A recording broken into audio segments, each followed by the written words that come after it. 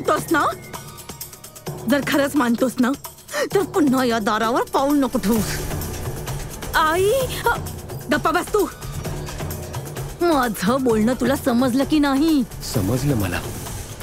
जर माझ्या इथे येण्याने तुम्हाला दुःख होत असेल, माझ्या बायजाईला दुःख होत असेल, तर मी इथे कधीच नाही येणार.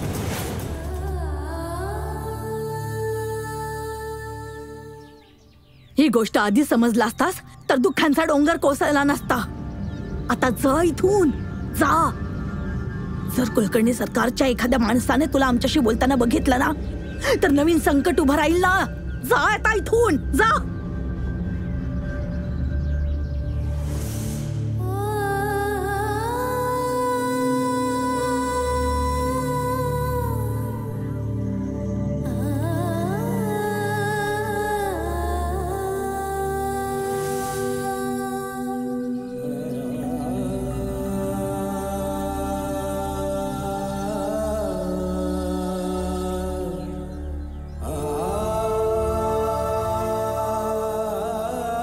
योग्य वेळी आलायस. बघ तुझी बायको काय करते ते. समजाविला. अरे याला शपथ पाळणं म्हणतात का? लपून छपून आपल्या मुलाच्याच हातून जेवण पाठवते त्या फकीराला. अरे माझ्यापासून लपवलं तर लपवलं, तुला पण नाही सांगितलं. समजाव जरा हिला. एका आईचं दुःख दुसऱ्या आईला कसं कळणार नाही? अरे काहीच नाही बोलणार हिला? समजावणार नाहीस? अप्पा काहीतरी बोल. अरे समजाविला. अरे बोल तर काही अप्पा. अप्पा असा कसा करू शकतोस तू? बोल ना अप्पा.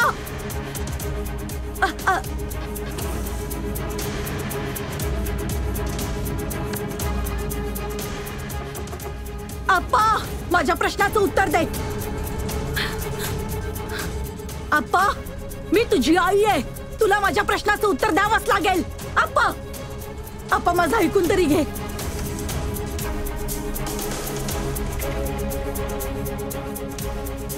दरवाजा उघड अप्पा. अप्पा जेव्हा एक मुलगाच आपल्या आईच्या बोलण्याचा मान नाही राखत तर सून तरी कशी राखणार? गोडधोड आणले बाबांसाठी. आपल्या कुटुंबावर बाबांची लई कृपा झाली बघ. येतील येतील. बाबा आले, बाबा आले.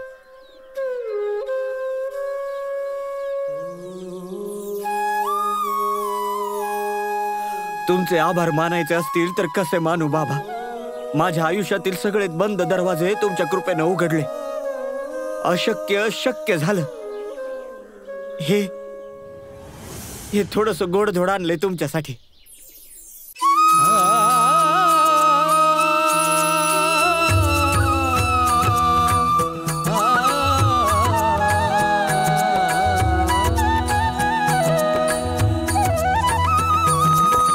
धन्य धन्य साईनाथा तुझे सरकार. नाव तुझ माझी आता लावे. हे सगळ्यांमध्ये वाटून घ्या. युगे युगे भक्तांसाठी घेसी अवतार. साई, आता माया लेकराला गावातलं कुणीच वेडा म्हणत नाहीये. अरे जीवा, जीवा, विहिरीतून पाणी काढणं तर सुरुवात आहे. तुला आता शिर्डी आणि इथल्या लोकांसाठी तुला अजून खूप काही करायचंय. काय करायचंय ते मी वेळ आल्यावर सांगेनच. आता या जीवाचं आयुष्य फक्त तुमची सेवा करण्यासाठी आहे प्रभू. मी लय भाग्यवान ठरेन जर तुमच्या सांगण्यानुसार. आता प्रश्न मनातच ठेवशील की विचारशीलही? आमच्यासोबत जे काही झालं होतं ते खूप वर्षांपूर्वी झालं होतं. मग तुम्हाला कसं काय कळलं? आमच्याबद्दल तुम्हाला हे सगळं कसं काय माहित? ही सगळी गुरूंची कृपा आहे. मी ज्यांच्या इच्छेने इथे आलोय त्यांच्या इच्छेनेच इथून परत जाईन. कोण आहे तो? माझे गुरु. कदाचित हे तेच बालयोगी तर नाहीत ना, जे काही वर्षांपूर्वी शिर्डीत आले होते?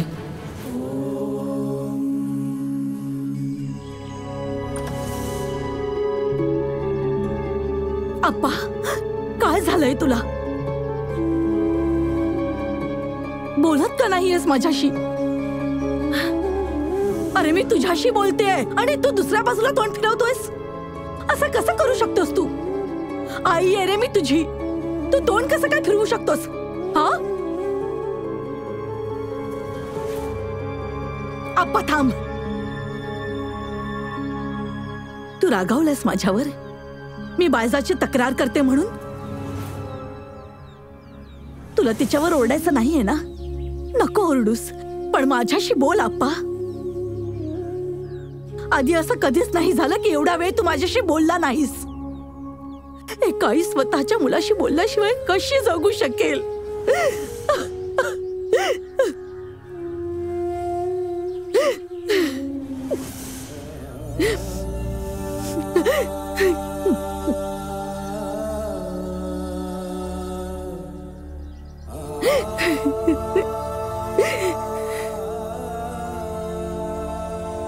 काही वेळासाठी तू तुझ्या मुलासोबत बोलली नाहीस तर तुझ्यातल्या आईला वेदना झाल्या.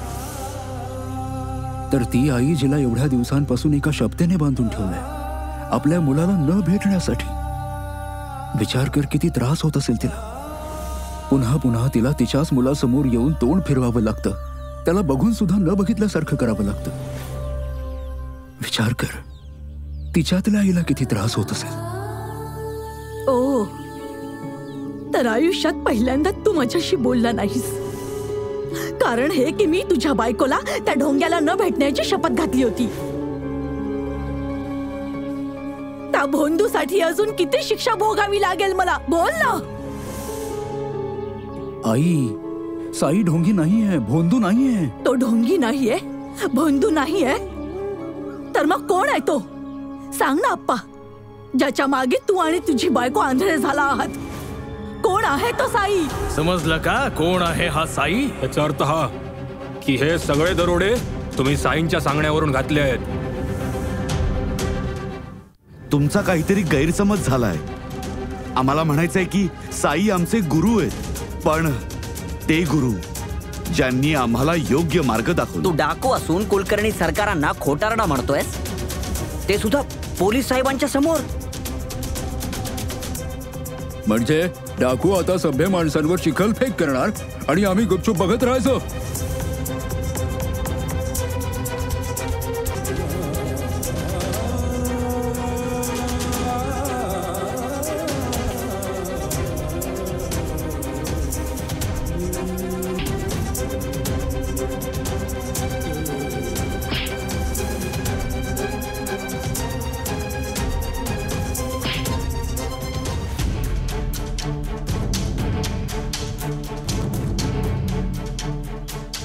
बोल बोल.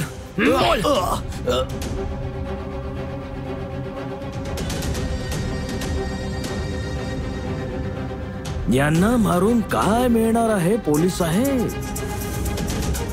शिक्षा द्यायची आहे तर यांच्या गुरुला द्या.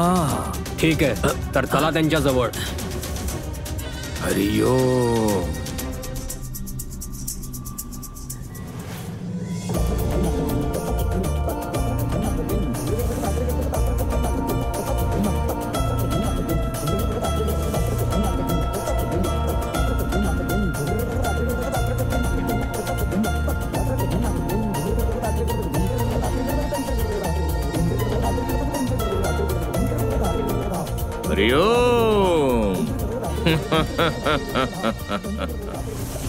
चला, चांगलंच झालं गुरुजी स्वतःच इथे आले. इथे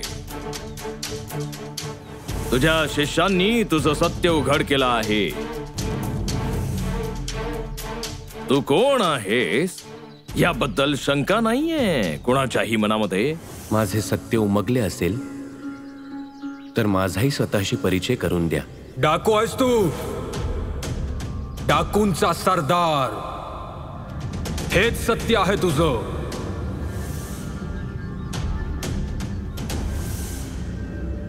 साई आणि डाकू. नाही नाही पोलीस साहेब, तुमचा काहीतरी गैरसमज झालाय. एका वैराग्याला डाकू कसं म्हणू शकता तुम्ही? हरिओम. पोलीस साहेब जे काही सांगत आहेत ते पूर्ण तपासा अंतीच सांगत आहेत. मला ठाऊक आहे सरकार की साई कोण आहेत.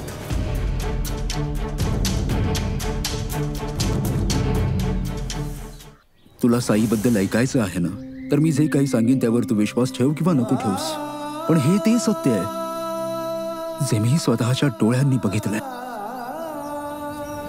जे मला माझ्या स्वतःच्या अंतर्मनातून जाणवलंय.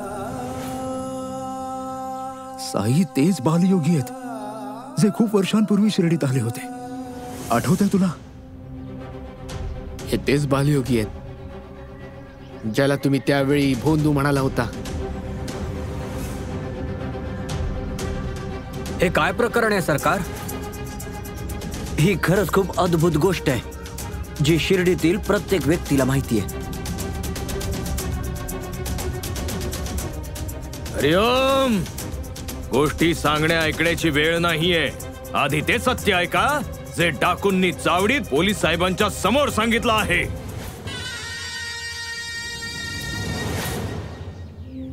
आई, जर मी आणि बाईजा साईला एवढं मानतो तर त्याची काही कारण आहेत. बाईजाने काही वर्षांपूर्वी त्या बालयोगीला आपला मुलगा मानलं होतं आणि साई तेच बालयोगी आहेत. साई कोणी सामान्य मनुष्य नाहीये. हो हो, ऐकलं ऐकलं. अजून ऐकायचं नाहीये. मी बायजाकडून शपथ घेतली होती, यासाठी नाही की माझा सख्खा मुलगाच मला त्याचा वैरी समजू लागेल. आई आहे रे तुझी. मला नाही आवडत कुणा दुसऱ्यामुळे तुझा अपमान व्हावा, तुला दुःख व्हावं. तुम्ही मोठे झाला आहात ना, तुमचे निर्णय स्वतः घेऊ शकता, तर मी का मध्ये अडचण होऊ? तुम्हा दोघांना आज मी या बंधनातून मुक्त करते. परत घेते माझी शपथ.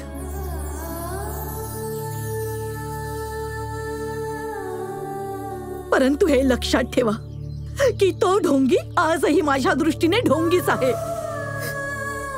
आज ना उद्या तो पाखंडी तुम्हाला कोणत्या ना कोणत्या मोठ्या संकटात टाकेलच. बघाच तुम्ही.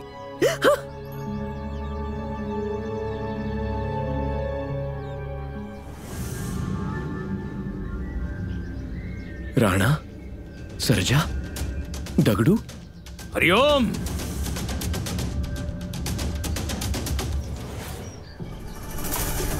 कोणी आहे का इथे ज्याला डाकूंची नावं माहिती आहेत? डाकूंची नावं त्यालाच माहिती असतात जो डाकूंना अगदी जवळून ओळखतो. बघा किती आपलेपणाने बोलवतोय डाकूंना. कोणाचं यावर लक्ष आहे का? डाकू योग्यच बोलतायत पोलीस साहेब. हा नक्कीच यांचा गुरु आहे.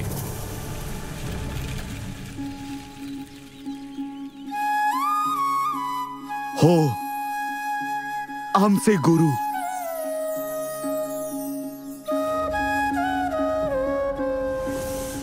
तुम्हीच दाखवलेल्या मार्गावर चालण्याचा प्रयत्न करतोय. हे साई, जसं तुम्ही सांगितलं आम्ही अगदी तसंच करतोय. तर मग हे लोक आम्हाला वाचवा साई. हरिओम. बघताय ना पोलीस साहेब, आत्मविश्वास तर बघा या लोकांचा. न्याय व्यवस्थेला खेळ समजत आहेत हे महाशय. डाकूंचे गुरु डाकूंना पोलिसांपासून वाचवणार. वाचवेल तर तेव्हाच ना जेव्हा स्वतः वाचेल.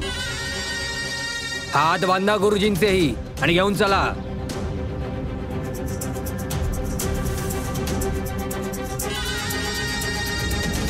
का पकडताय तुम्ही यांना?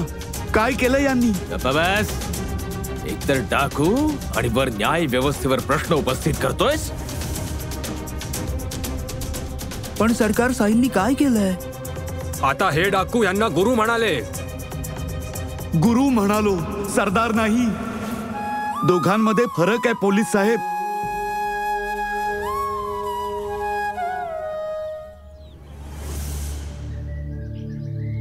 आता कसला विचार करतेय साई? आता तर आजीनी शपथ मागे घेतलीये. आता तू साई सोबत बोलूही शकतेस आणि साई आपल्या घरी सुद्धा येऊ शकतात, हो ना?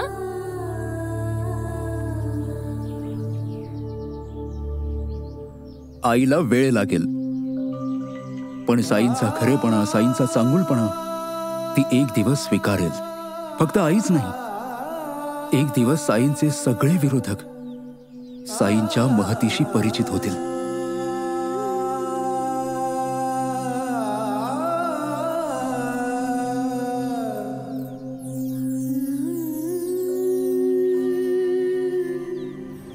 काय म्हणायचंय तुला? गुरु योग्य मार्ग दाखवतात, योग्य दिशेने चालण्याची हिंमत देतात. असे गुरु साई आहेत आमच्यासाठी. यांनी आम्हाला शस्त्रांचा त्याग करून योग्य मार्गावर चालण्याची प्रेरणा दिलीये, हिंमत दिलीये. गुन्हेगारीचं जग सोडून आम्ही धर्माचा मार्ग स्वीकारला. कदाचित साई आम्हाला आधी भेटले असते तर कित्येक गुन्हे करण्यापासून वाचलो असतो. कित्येक निष्पाप लोकांना आमच्यामुळे त्रास सहन करावा लागला नसता. साईंनी सांगितलं, दरोडे घालणं सोडून द्या. त्यानंतर शस्त्र उचलण्याचा विचारच नाही आला आमच्या डोक्यात. अहो, अशा माणसाला वंदन करायला हवं आणि तुम्ही यांना गुन्हेगार समजून बंदी बनवत आहात. ऐकलं का पोलीस साहेब? आत काहीतरी वेगळं बोलत होते, बाहेर काहीतरी वेगळं. आत तर बोलत होते की साईने सांगितलं यांना दरोडे घालायला. आम्ही कधी म्हणालो की साईंनी आम्हाला सांगितलं दरोडे घालायला? कुलकर्णी सरकार, तुम्हाला असं म्हणायचंय की साई दरोडेखोर नाहीयेत? हो. पोलीस साहेब, एक बालयोगी मोठा होऊन डाकूंचा सरदार बनेल असं होऊच शकत नाही. जर हा तोच बालयोगी आहे तर इतक्या दिवसांपासून याने ही गोष्ट लपवली का? सगळ्यांच्या साक्षीनुसार साई निर्दोष आहेत.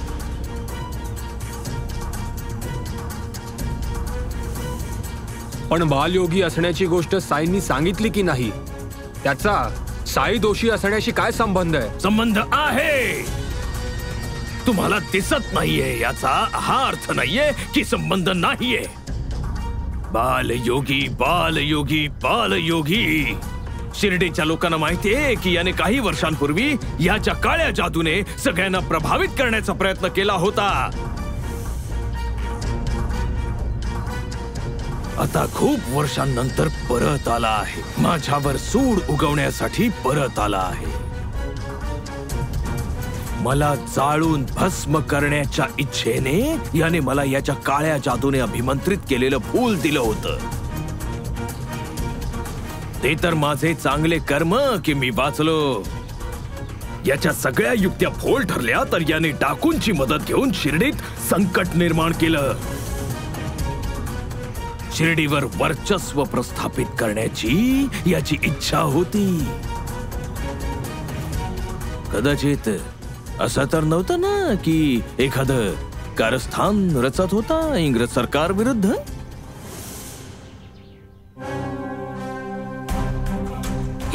ही काळी जादू, कारस्थान, हे सगळं काय आहे? हे सगळं खोटं आहे. साई ना तर मांत्रिक आहेत आणि ना ही काळी जादू करणारे आणि ना ही कोणते कारस्थानी. कारण याचा साक्षीदार मी स्वतः आहे.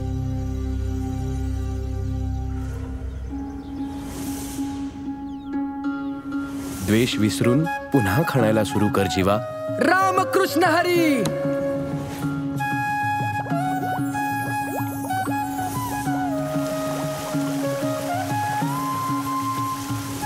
सरकार, इतक्या वर्षांपासून मी ज्या विहिरीचं खोदकाम करत होतो त्यात पाणी आणणं कुणाला शक्य होत नव्हतं. अशक्यला शक्य तर फक्त देवच करू शकतो. यावर तुम्हाला काय बोलायचंय? पोलीस साहेब, लोकांच्या भावनेसोबत वाहून गेला तर योग्य निर्णय कसे घ्या? लोकांच्या बोलण्यावर नाही, स्वतःच्या विवेकावर विश्वास ठेवा. अहो कुलकर्णी, मला सुद्धा इंग्रज सरकारला उत्तर द्यावं लागेल.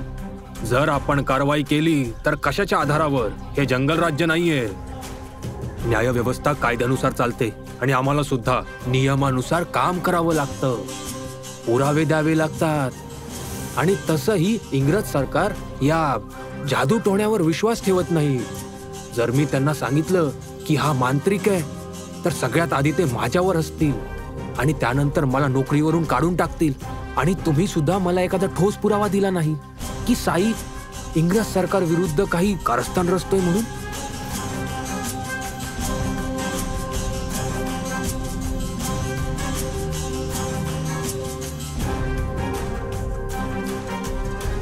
कोणी मला सांगू शकतं का? जीवा जिथे खोदकाम करत होता तिथे खाली काय आहे? दगडच दगड आहेत सरकार, आणि ती सुद्धा लय मोठी आहेत. मोठे दगड, असे दगड मनुष्य वर्षानुवर्ष मेहनत करून सुद्धा ते फोडू शकत नाही. पण जर कोणी दारू गोळ्याचा वापर केला तर एका झटक्यात फुटू शकतात ते मोठमोठाले दगड. पाण्याच्या धारा पण लागू शकतात. शक्यता आहे की साईने त्याचा चमत्कार दाखवण्यासाठी दारू गोळ्याचा उपयोग केला असेल. आणि जर केला असेल तर अशा व्यक्तीमध्ये इंग्रज सरकारच्या विरुद्ध कारस्थान रचण्याची क्षमता आहे. पोलीस साहेब, साईनी कोणत्याच दारू गोळ्याचा उपयोग नाही केला. त्यांनी जे काही केलं माझ्या डोळ्यासमोर केलं. चमत्कार होता तो. पुरावा सरकार.